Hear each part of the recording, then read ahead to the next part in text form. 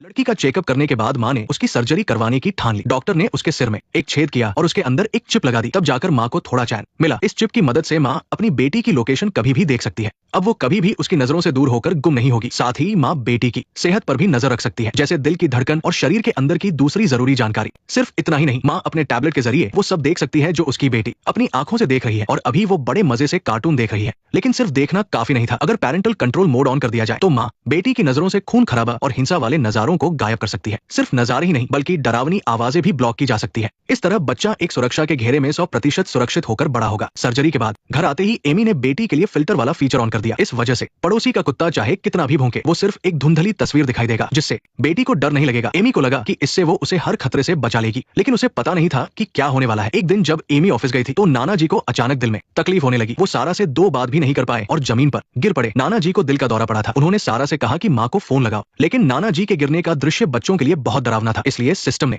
उसे अपने आप ब्लॉक कर दिया। और तो और नाना जी की आवाज भी गायब कर दी। उनकी सांसें धीमी होती जा रही थी। तभी ऑफिस में बैठी एमी ने सोचा कि देखती हूँ बेटी क्या कर रही है। टैबलेट खोलते ही उसे अजीब सा धुंधलापन दिखा, जिससे वो हैरान हो गई। अनलॉक करने के बाद पता चला कि नाना जी को दिल का दौरा पड़ा है। वो फौरन घर की तरफ भागी और किसी तरह एक बड़ा हादसा होने से बच गया। नाना जी मौत के मुंह से बाहर आ गए। एमी को समझ आ गया कि ये फीचर पूरी तरह सही नहीं है, लेकिन उसने इसे बंद नहीं किया, बल्कि अब वो टैबलेट को और ज्यादा बार देखने लगी, ताकि अगर कोई गड़बड़ हो तो उसे तुरंत पता चल सके। लेकिन एमी को अंदाजा नहीं था कि इतनी ज्यादा सुरक्षा की वजह से सारा की दुनिया में हमेशा कुछ कमी रह जाती थी। जब नाना जी की मौत हुई तो माँ के रोने का दृश्य भी ब्लॉक हो गया। उसका चेहरा धुंधला हो गया, क्योंकि इससे सारा के दिमाग पर बुरा असर पड़ सकता था। स्कूल में जब बच्चों ने हिंसा वाला वीडियो देखा तो सारा को वो भी नहीं दिखा। इस वजह से सारा सबके बीच अजीब बन गई। लेकिन जितना उसे रोका जाता वो उतना ही उस वीडियो को देखने के लिए बेचैन होती। उसने एक लड़के से कहा कि मुझे बताओ वीडियो में क्या हो रहा है। लेकिन हैरानी की बात यह थी कि उस लड़के के बोले हुए हिंसा वाले शब्द और इशारे भी चिप ने पूरी तरह ब्लॉक कर दिए। सारा ने बहुत कोशिश की, लेकिन उसे कुछ समझ नहीं आया। घर जाकर सारा ने सुनी हुई बातों के आधार पर एक पेंटिंग बनाई, जिसमें एक आदमी खून से लथपथ पड़ा था। लेकिन क्योंकि उसने लाल रंग इस्तेमाल किया था तो वो पेंटिंग भी उसे नहीं दिखी। चिप ने उसे भी ब्लॉक कर दिया था। अब उसके सब्र का बांध टूट चुका था। उसने बचपन से आज तक खून नहीं देखा था। उसे समझ नहीं आ रहा था कि वो कल्पना भी क्यों नहीं कर सकती।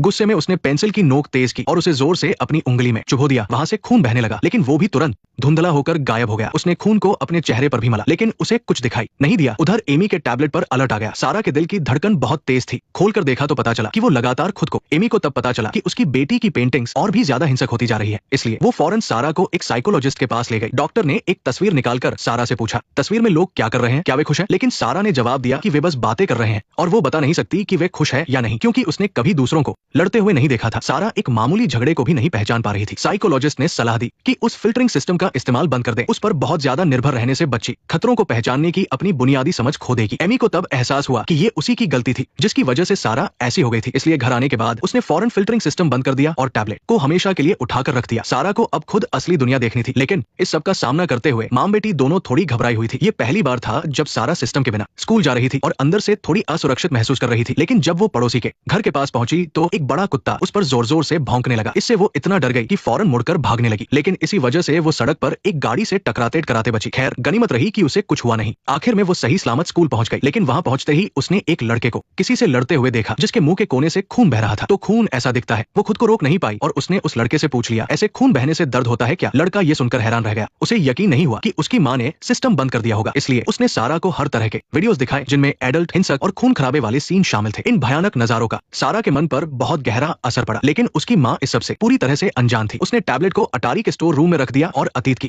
हर छोटी बड़ी बात पर नजर रखने की आदत को अलविदा कह दिया। सारा भी धीरे धीरे बाहरी दुनिया के खतरों के साथ जीना सीख रही थी। अब उसे सिस्टम की जरूरत नहीं थी और वो कुत्ते से भी नहीं डरती थी। यहाँ तक कि बड़ी होने पर वो इस तरह के खतरों के साथ रहना भी सीख गई थी। सुबह वहां से गुजरते समय वो खुद उस कुत्ते को खाना भी खिलाती थी। ऐसा लगता था कि बचपन की उन पाबंदियों का सारा पर कोई ज्यादा असर नहीं हुआ था। लेकिन असल में क्लास के बिगड़े लड़के हमेशा उसे अपनी ओर खींचते थे, क्योंकि वे कभी भी नियमों के हिसाब से नहीं चलते थे। वे हमेशा खतरे के किनारे पर चलते थे। एक दिन रिक ने सारा और उसकी दोस्त को रात में एक बोनफायर पार्टी में आने के लिए बुलाया। सारा बिना सोचे समझे मान गई। उसने और उसकी दोस्त ने तय किया कि वे दोनों अपने अपने घर पर कहेंगी कि वे एक दूसरे के घर फिल्म देखने जा रही है। इस तरह देर से घर लौटने का बहाना मिल जाएगा। सारा ने अपनी माँ को बताया कि आज रात वो थोड़ी देर से घर आएगी। माँ ने ज्यादा ध्यान नहीं दिया और उसे तैयार होने के लिए ऊपर भेज दिया। रात में वो और रिक के दोस्त बोनफायर के चारों ओर बैठकर बातें कर रहे थे और ड्रिंक्स ले रहे थे। सब कुछ बहुत मजेदार लग रहा था और तभी रिक ने जो नशीली चीज वो खुद पी रहा था वो सारा को भी ट्राई करने के लिए दे दी। नशे के असर में रिक ने मौके का फायदा उठाकर उसे अपनी बाहों में भर लिया। जब रात में माँ काम से घर लौटी तो उसने देखा कि काफी देर हो चुकी थी, लेकिन सारा का फोन अभी भी नहीं लग रहा था। वो थोड़ी परेशान हो गई और उसने सारा की दोस्त के घर फोन किया, लेकिन उसे पता चला कि सारा आज रात उसके घर गई नहीं थी। एमी ये सुनकर फौरन घबरा गई। उसे डर था कि सारा के साथ कोई अनहोनी न हो गई हो, इसलिए वो जल्दी से अटारी में गई और सालों से धूल खा रहे मॉनिटरिंग टैबलेट को फिर से चालू कर दिया। लेकिन जब उसने सारा की आंखों से दिखने वाला नजारा देखा तो वो पूरी तरह से जमीन पर गिर पड़ी। उसने कभी नहीं सोचा था कि इस वक्त उसकी बेटी एक बिगड़े लड़के के साथ होगी। लेकिन कुछ देर परेशान रहने के बाद एमी ने खुद को शांत किया। आखिर उसकी बेटी अब बड़ी हो चुकी थी, वो अपनी जिंदगी खुद जी सकती थी। जब सारा घर लौटी तो एमी ने टैबलेट छुपा दिया और ऐसा दिखाया जैसे उसे कुछ पता ही नहीं है और सारा को आराम करने के लिए कहा। अगले दिन सारा ने फिर कहा कि आज स्कूल के बाद वो देर से आएगी। जाहिर है वो फिर से अपने बॉयफ्रेंड के साथ डेट पर जा रही थी। लेकिन एमी सब कुछ समझकर भी चुप रही और उसने कोई ऐतराज नहीं जताया। काम के दौरान एमी का मन बार बार टैबलेट पर देखने का कर रहा था कि सारा इस वक्त क्या कर रही है। लेकिन आखिर में उसने खुद को रोक लिया क्योंकि इससे उन दोनों के रिश्ते पर असर पड़ सकता था। लेकिन जब एमी घर पहुंची तो टैबलेट से अचानक एक वार्निंग आई। उसने उठाकर देखा तो पाया कि सारा की दिल की धड़कन तेजी से बढ़ रही थी और जब उसने नजारा देखा तो उसके पैरों तले जमीन खिसक गई। वो बिगड़े लड़का असल में उसकी बेटी को नशीली चीजें दे रहा था। अगर ऐसा ही चलता रहा तो बेटी गलत रास्ते पर चली जाएगी। वो अब और हाथ पर हाथ धरे नहीं बैठ सकती। एमी ने सारा की आंखों में लगे रिकॉर्डिंग फंक्शन से रिक की एक तस्वीर निकाली। उसे ऑनलाइन सर्च करने के बाद एमी को उसका सोशल मीडिया अकाउंट मिल गया और पता चला कि वो आजकल एक फर्नीचर की दुकान में काम करता है। एमी बिना कुछ सोचे समझे सीधे वही पहुंच गई और रिक को ढूंढ निकाला। एमी ने उसे अपनी बेटी से दूर रहने की चेतावनी दी और कहा कि अगर वो दोबारा सारा के पास आया तो वह फौरन पुलिस को बुला लेगी। रिक ने मासूम बनने की कोशिश की लेकिन एमी ने फौरन रिकॉर्डिंग में से उसका गुनाह का सबूत निकालकर गुस्से में कहा कि अब नाटक बंद करो। क्या तुम्हारे पास अभी वो सिस्टम है? रिक ये देखकर पूरी तरह से डर गया था। वो भी नहीं चाहता था कि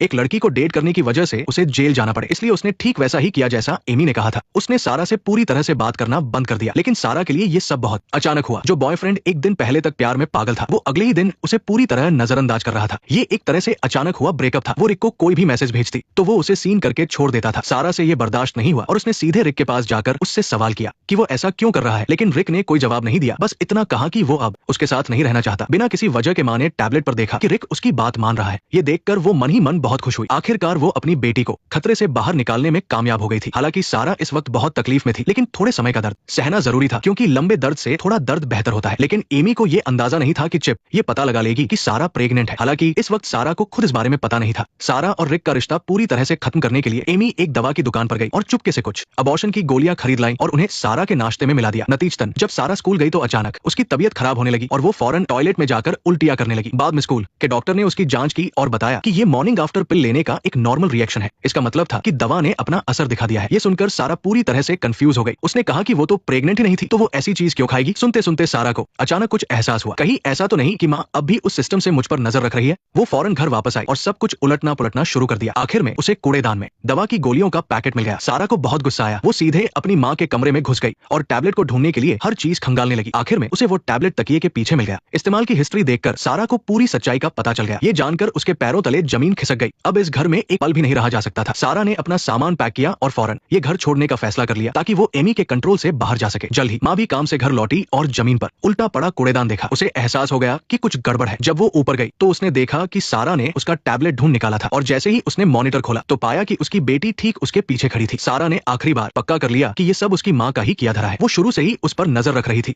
और उसकी जिंदगी को कंट्रोल कर रही थी। उसने टैबलेट छीना और उसे बंद करने की कोशिश की लेकिन पीछे से उसकी माँ कहती रही कि ये सब उसकी भलाई के लिए है। मैं जो कुछ भी करती हूँ वो सब तुम्हारे लिए है। मैं तुमसे प्यार करती हूँ। सारा पूरी तरह से अपना आपा खो बैठी क्योंकि सिस्टम ने उसकी माँ का चेहरा ब्लॉक कर रखा था। उसे समझ नहीं आ रहा था कि उसके सामने क्या हो रहा है जब तक कि टैबलेट टूट नहीं गया। जब सारा ने अपनी माँ का जख्मी चेहरा देखा तब उसे एहसास हुआ कि उसने क्या कर दिया है। वो घबराकर अपना सामान उठाकर उस घर से भाग गई और उसने फैसला किया कि वो कभी वापस नहीं आएगी। जब एमी को होश आया। नेक्स्ट पार्ट देखने के लिए वीडियो को लाइक करो।